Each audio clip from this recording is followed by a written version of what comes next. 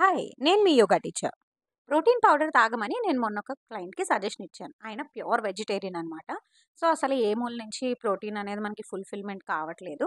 So, protein supplement తీసుకోండి అని చెప్పంగానే ఆయన వెంటనే, అమ్మో! ప్రోటీన్ పౌడరా? అసలది మంచిది కాదని చెప్తున్నారు కదా! అని అన్నారు. సిగరెట్ ప్యాకెట్ మీద కూడా దీన్ని తాగొద్దు. దిస్ ఈస్ కాజింగ్ క్యాన్సర్ అని చెప్పి కూడా రాస్తున్నారు. అంత ఓపెన్‌గా రాసిన తర్వాత కూడా సిగరెట్‌ని మనం ఆపం. Alcohol consumption is injurious to health అంటారు. కానీ మనం ఆల్కహాల్‌ని టు బీ కూల్ ఖచ్చితంగా తాగుతాం. డీప్ ఫ్రై తింటే హార్ట్ అటాక్‌లొస్తాయి. డీప్ ఫ్రైస్ తినకండి. బిర్యానీలవి ఎక్కువ తినకండి అని కూడా చెప్తారు. ప్రోటీన్ పౌడర్ తాగితే మాత్రం ఎక్కడ లేని కిడ్నీ ప్రాబ్లమ్స్ వచ్చేసాయి అంటారు. ఎంతమంది చెప్తున్నా వాటి మీద వినరు. క్యాన్సర్ వస్తుంది, తింటే హార్ట్ అటాక్ వస్తుంది అని చెప్పే వాటిని వదిలేసి, ఈ ప్రోటీన్ పౌడర్ మీద ఎందుకు పడతారో నాకు అర్థం కాలేదు. ఇదే సేమ్ నేను ఆయన్ని కూడా అడిగాను.